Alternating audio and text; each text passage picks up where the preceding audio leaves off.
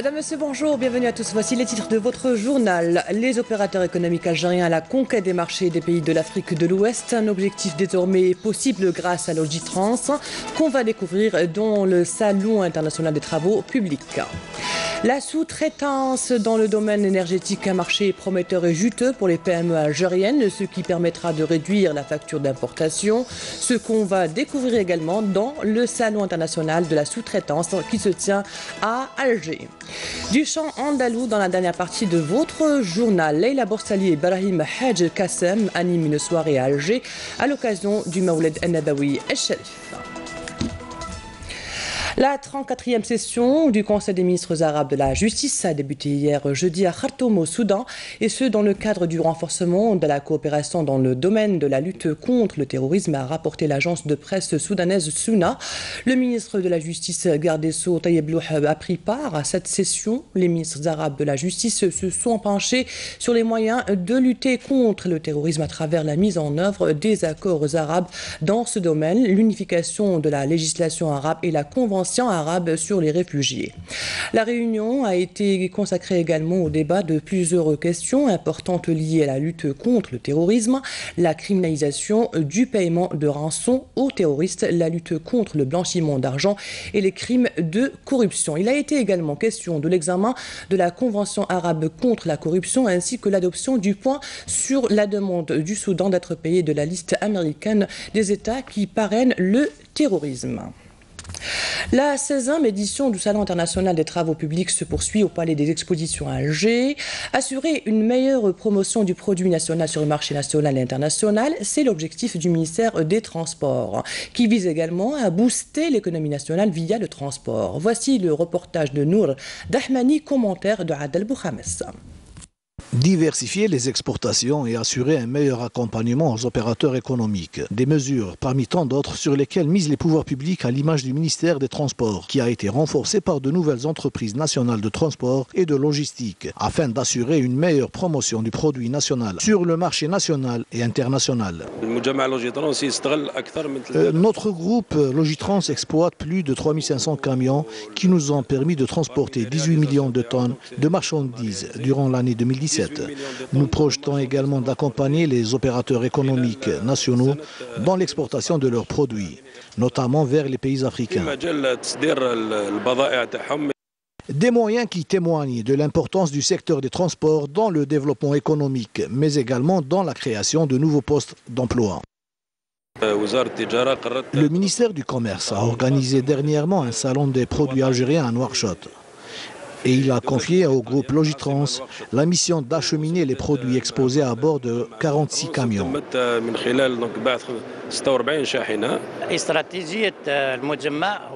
La stratégie du groupe est basée essentiellement sur la création de nouvelles lignes pour l'acheminement des marchandises vers les pays de l'Afrique de l'Ouest et diminuer par là même la facture de la logistique de 35% à 5 ou 10%, permettant ainsi aux produits algériens d'être plus compétitifs.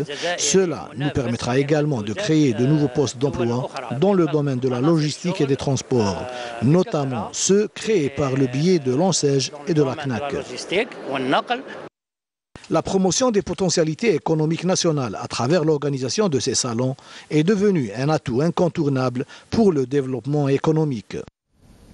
Autre manifestation économique, le 5e Salon international de la sous-traitance qui se tient également au niveau du Palais des Expositions d'Alger. Avec plus de 90 participants dans les filières liées à la métallurgie, la sidérurgie, la mécanique, l'électricité électronique et la plasturgie, ainsi que les métiers relatifs aux services, il s'agit d'une opportunité pour s'enquérir sur d'éventuels partenaires dans le cadre de la sous-traitance industrielle, notamment dans le domaine énergétique. Amel Bouakba. Le secteur énergétique est un domaine très vaste qui offre d'importantes opportunités de partenariat dans le cadre de la sous-traitance où plusieurs produits, d'équipements et des pièces de rechange sont fabriqués localement. Objectif, intégrer davantage l'entreprise nationale et ne plus recourir aux importations. L'entreprise nationale de forage Enafor a signé plusieurs accords de partenariat avec des entreprises nationales activant dans le secteur énergétique, ce qui a permis de fabriquer localement des composantes et pièces de rechange des équipements industriels au lieu de les importer. Parmi les exposants à cette 5e édition du Salon de la sous-traitance, des entreprises nationales, publiques et privées qui se sentent impliquées dans ce domaine. Pour elles, la qualité des produits reste une condition majeure. Les grandes entreprises nous ont fait appel et nous n'avons pas hésité à mettre toute notre expérience à leur profit. Nous sommes capables de fabriquer des pièces de rechange de qualité avec les normes requises. Nous avons eu beaucoup d'opportunités de partenariat avec des entreprises activant dans le secteur énergétique. Nous avons été à la hauteur de la confiance placée en nous. Nous avons pu assurer une production nationale de haute qualité avec des normes internationales. La sous-traitance reste donc un marché prometteur pour de nombreuses entreprises présentes à ce rendez-vous professionnel. La sous-traitance est un domaine attractif et bénéfique pour notre entreprise. Nous souhaitons que la sous-traitance se développe davantage. Développer la sous-traitance permettra assurément d'augmenter le taux d'intégration, de créer des richesses et réduire davantage la facture d'importation des pièces de rechange. Un objectif clé pour le groupe Sonatrach qui envisage de créer un marché local de la sous-traitance en encourageant les entreprises nationales, publiques et privées afin d'augmenter le volume de la sous-traitance à plus de 15 milliards de dollars. Parlons maintenant du développement local et allons à Chlef. Grâce aux nombreux projets de développement, le taux de raccordement à l'électricité et au gaz naturel dans la wilaya de la wilaya a dépassé des 80%. Les zones enclavées sont également concernées par ces projets qui font recours aux énergies propres et à l'éclairage public par LED. Badia Amari. La wilaya de Chlef se dote de plusieurs projets de développement dans le domaine énergétique et enregistre beaucoup de performances. D'ailleurs, plus de 80% de taux de raccordement à l'électricité et au gaz est enregistré, ce qui est pour améliorer les services dans cette région du pays. 696 transformateurs électriques sont déjà opérationnels, entre autres à Oulad Fares et Chorfa.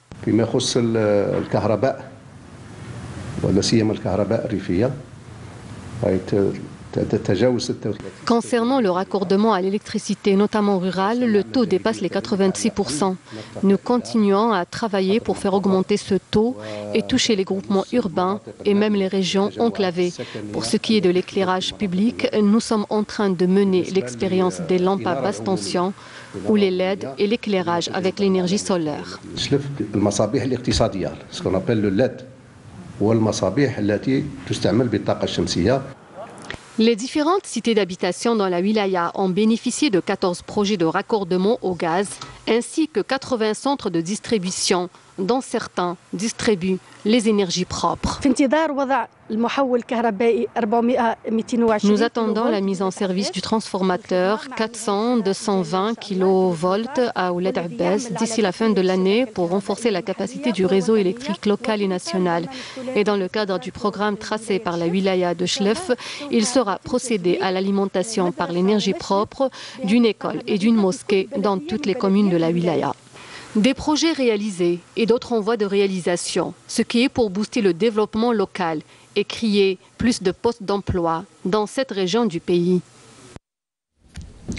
La fabrication et la maintenance des bateaux de pêche est en plein essor dans la wilaya de Boumerdès. De plus en plus de postes d'emploi sont créés dans ce créneau d'activité. Un exemple ce midi dans cet atelier qui a acquis un nouveau matériel et qui connaît un engouement des pêcheurs pour réparer leur matériel de pêche. Badia Amani. La réparation, la maintenance et la fabrication des bateaux de pêche est une activité en pleine expansion dans la wilaya de Boumerdès. Cet atelier connaît un engouement des pêcheurs pour des travaux de maintenance régulière, notamment après l'acquisition d'un élévateur d'une capacité de 150 tonnes.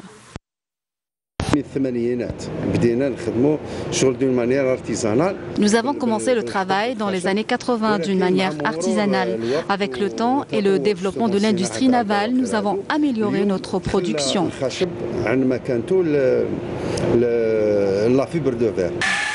Cette entreprise qui emploie 60 ouvriers diplômés du Centre de la formation professionnelle de la région connaît un franc succès avec la fabrication de bateaux en polystère pour le secteur de l'aquaculture.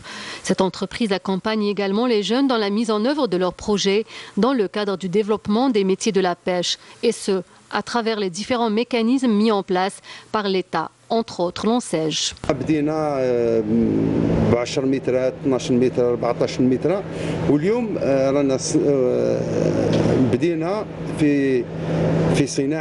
des chalutiers de 18,50 m et c'est les premiers en Algérie. Ces entreprises participent à la création de nouveaux postes d'emploi. Dans ce secteur, le propriétaire d'un bateau de pêche est considéré comme une entreprise car il emploie au minimum 15 marins pêcheurs. 40 bateaux sont fabriqués annuellement dans cet atelier, en plus de la maintenance d'une centaine de bateaux de différentes tailles et de différents types. L'essor que connaît cette activité témoigne de l'intérêt des jeunes à investir dans ce créneau d'activité. Agriculture, grâce aux efforts des autorités locales et ceux des agriculteurs, la production agricole des terres de Mnira dans la wilaya de Ghordaya est de plus en plus riche. La volonté et la persévérance des agriculteurs ont permis l'exploitation de grandes surfaces. Jazia Bayou. Cette exploitation, qui s'étend sur une superficie de plus de 200 hectares, était, il y a de cela 20 ans, une terre aride. Aujourd'hui, cette exploitation de Hadj Hamouda est devenue, grâce à ses efforts et à l'aide des pouvoirs publics, riche en fruits et légumes de tout genre. C'est un bel avenir. Nous avons le soleil, l'eau, une terre fertile, et Dieu merci, nous pouvons tout cultiver. Les poires, les pommes, le blé, la pomme de terre et bien d'autres aliments. L'immensité des terres agricoles dans les régions du Sud nécessiterait de plus grands efforts et d'aide de la part des services agricoles pour venir en aide à tous les agriculteurs qui ne demandent qu'à être mieux accompagnés pour de meilleurs résultats. Nous avons des réunions régionales pour toutes les chambres agricoles des régions du Sud. 10 wilayas du Sud se réunissent avec le Conseil national de la Chambre agricole. Objectif, recenser toutes les préoccupations et suggestions des agriculteurs.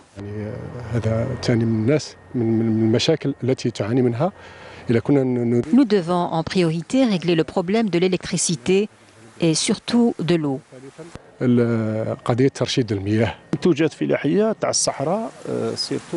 Les régions du Sud sont connues pour leur production de dattes. Certaines exploitations arrivent même à cultiver des fruits et légumes. Notre devoir est d'accompagner ces agriculteurs et d'élargir leur exploitation. Avec l'aide des autorités locales et des services concernés, les agriculteurs du Sud ne peuvent qu'améliorer leur production et voir leur activité prospérer. À Djelfa, la forêt de chêne est un patrimoine jalousement préservé dans cette partie du pays. Le gland, fruit des chênes, a longtemps servi de nourriture de base pour les habitants de la région pour préparer du couscous ou de la galette, comme nous le dit Naïm Al-Walish dans ce reportage. Regardez. C'est la plus vaste et la plus vieille forêt de chênes et ça se trouve au pied des montagnes à Chouicha, près de Djelfa.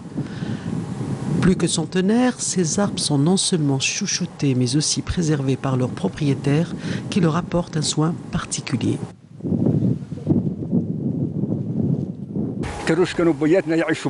Nos parents à l'époque de la famine ne mangeaient que de la farine des glands. Pendant les 2 guerres mondiales, il n'y avait que ça au menu d'ailleurs. Cet héritage, on le conserve jusqu'à aujourd'hui.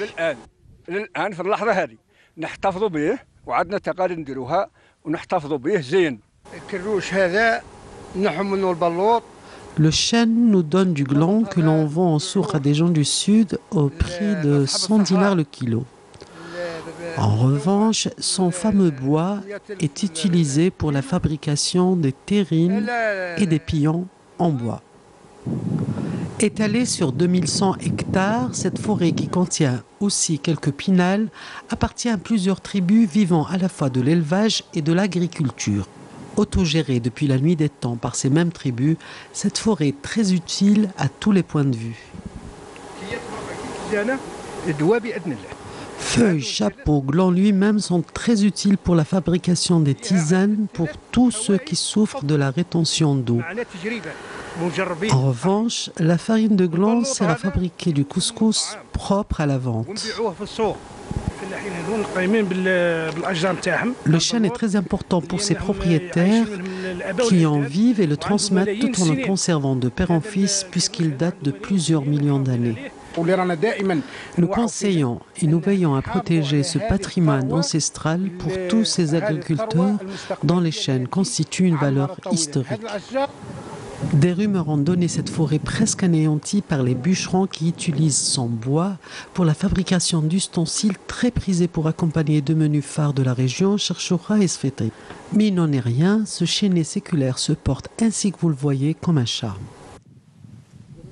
C'est magnifique. Allons à présent virer dans les territoires sahraouis libérés et plus précisément à Rkiz, une région qui recèle un véritable trésor, les gravures rupestres. Et voici le reportage de Wahib Amzouj, récit de Adel Bouhames.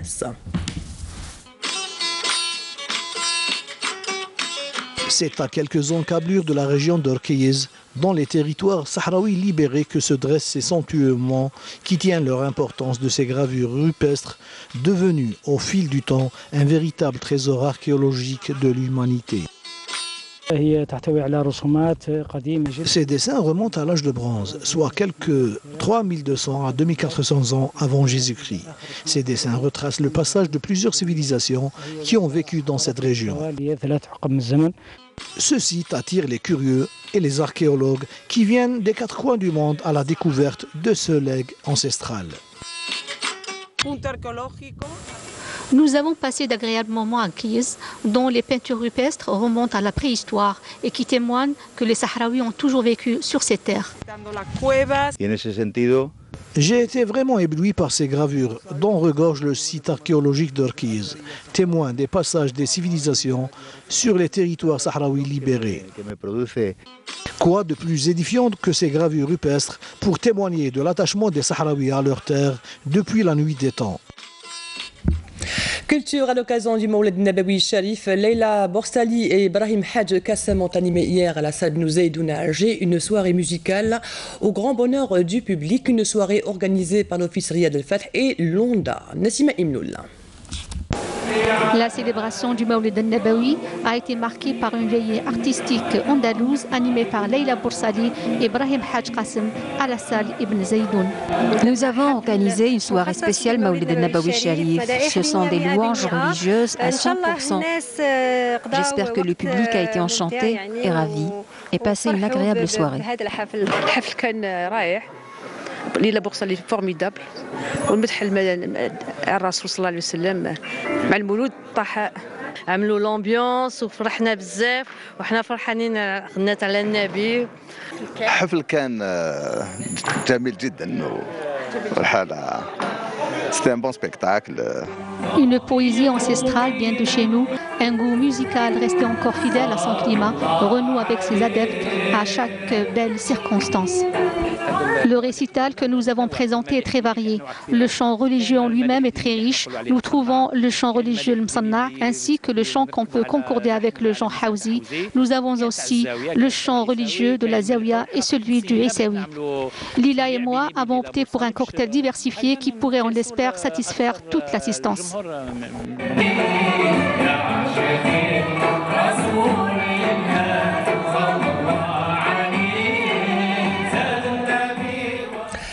Place maintenant au football et voici les résultats des rencontres d'hier jouées dans le cadre de la 15e journée de la Ligue 1 Mobilis. Un but pour l'USM Belabès inscrit par Tepti et 0 pour le CR Belouizdad. Un but également pour le Mob Béjaïa inscrit par Aïbout et 0 pour le compte de l'ES Sétif. Un but également pour le DRB Tajnant, un but inscrit par le joueur Terbah et 0 but pour le Paradou AC. Et voici maintenant le programme d'aujourd'hui. Le CAB Borj Bouariri s'opposera cet après-midi à la JS Kabylie à 16h, un match qui se jouera à huis clos.